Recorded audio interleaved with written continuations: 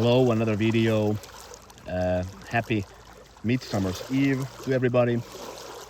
It's the longest day in the Finnish year. Well, I guess actually it was yesterday, but anyways, it's one of the most important festivals in Finland in the year, Finnish year cycle, so to speak. So, in my opinion, like Christmas, and this is the most important one. So we came here with my family to celebrate it, the midsummer with my wife's parents. So they have a summer house here, and it's a kind of tradition that we do. I love this the Lake District. This is kind of the Järvi-Suomi, the lakeland of Finland, where we're at now. South Karelia, where we're at, and this lake is called Saimaa. It's the biggest lake in Finland and one of the biggest in Europe. It's one of the, like, for me, the most important natural landscapes of Finland is the Lake District, and then the sea, and then Lapland. So these are my places of my soul, so to speak, if one wants to be poetic about it. But yeah, we'll actually do evening fishing here also, just from these shores. Actually, it has some grayling, so it's nice dry fly fishing potentially in the evening or tomorrow. Yeah, so I also went to see the Imatra Rapids. I just came from there. So heading back to home, and they have it's the biggest rapid in Finland. It's one of the biggest also in Northern Europe. Really important part of Finnish history also, that rapid, so kind of mythological place. But I will put some footage of that somewhere on the video here. Yeah, I just want to show this rapid. It's called Imatrankoski. It's the biggest rapid in Finland, one of the biggest in North Europe also. They have it open for 2 months for summer, just to show the kind of the old power of the rapid. Yeah, and there on the right side is kind of a state hotel. We have few of those in Finland. It's kind of a Jugend period castle sort of. So it's quite nice hotel also from the late 19th century. Yeah, kind of almost like a mythical place of Finnish history, even this place. There's a verse, I can put the translation in the description, that there's even a verse in Kalevala, the epic of Finland, that goes somewhere on the lines of Hämeessä hälläpyörä, Karjalassa Kaatrakoski, mutta ei ole Vuoksen voittanutta, Imatran yli käynyttä. So it describes in one point in Kalevala there's 3 big rapids or falls in Finland. So in the Häme, Kavas, there's Hälläpyörä, and in Karjala there's Kaatrakoski, but you never shall pass the Vuoksi, which is the river, and you shall not pass the Koski of Imatra. So it's kind of states even there like the importance of this place, and it had much more water actually before, like even the double of the size as it has now. So you can imagine like what kind of a rapid it used to be. But yeah, it's also kind of there was lots of history on this place. There's, for example, carvings of nobility who came here to view this place. So this was kind of a major tourist attraction already back in the day. It's kind of a pavilion. He was the emperor of Brazil. Had a carving here. The Catherine the Great used to visit this place also a lot. Yeah, so the rapid flows from this Lake Saimaa, of course, all the way back to the Baltic Ocean. So first to Russia and so forth. Yeah, but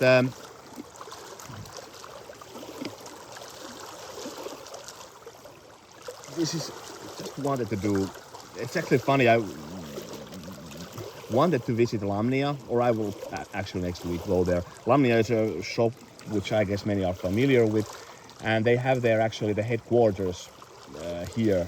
So it's only like 18 kilometers from where I'm at now.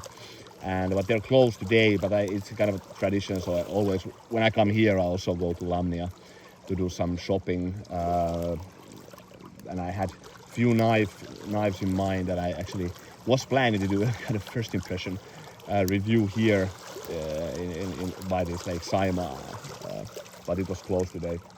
Yeah, but anyways, I actually also wanted to do kind of a retake of this Brisa Birk 75, because I had this was one of my latest videos. I had the 3-knife tag, and noticed in that video, this was present in that video, and noticed I haven't actually done a retake review of this, because I just did like a first impression review, and I thought then that okay, this is I love this folder, and yeah, I still do, and I think it's the one folding knife for me really. So it's just I take this always with me. So just for example, two days on the road now, so it's just the basic things: peel an orange, peel an apple, put butter on the bread, opening things, etc., slicing some salamis, whatnot. So it's just this kind of basic EDC tasks. And I have few folding knives. I've owned quite a few, to be honest. I've sold many away, but this is just something kind of stayed with me. And well, immediately when I got it, I've had this actually now for that too long. But there's been many folding knives that I've actually got them, and it's just like 2 months or 1 month I've sold them away. So, but this definitely will stay with me, because I just love the lightness of this. I love the blade profile. So it's in my opinion not too long. I don't like folding knives to be too long. I like them to be like really nimble. And I like also this kind of idea of, it's kind of a puukko type of folding knife. So just very cute, very nice in the hand, to be honest. In my opinion, superior to many in ergonomics, although it looks kind of blocky, but it's kind of generous, and it feels like a carving, this kind of a puukko carving knife that there are lots. So a bit of a more generous handle, and then the blade length isn't too long, so you have a nice control. So it feels like that. So it's great. And I've also done some fires with feather sticks, and well, I wouldn't baton with this at all, but like I put up a few like used that as a fire making also a few times. So it does that. It's robust enough for that also. The steel has held really nicely, so strop it on a few times, no issues, no chipping, nothing, no apparent dullness at all actually. So, but to be honest, also the use isn't that too like really that hardcore for this knife. Yeah, so I guess there's not too much to say. I just wanted to kind of do the update on this, that this still definitely is a lovely knife, and it is my favorite folding knife, to be honest. Yeah, so fit and finish great. No, I don't see. I've actually tried to search if there's any like faults, any weird things. Nothing. So it's just perfection. Everything here. The centering of the blade. Just a very nice knife. Yeah, but I will actually go ahead continue here the celebration, the preparation rather for the celebration. So it's going to be probably quite a long night. So it's also kind of a tradition. So when the Juhannus is, by the way, in Finnish the name of the party. So it's very often all the way up to 5 o'clock in the morning. So it's it's for me a very important festival of the year. But anyways, thanks for watching. See you later. So we're just started our Midsummer's Eve celebration. There's my wife, there's my kid, and it's just the most important festivities, in my opinion, in Finland annual cycle.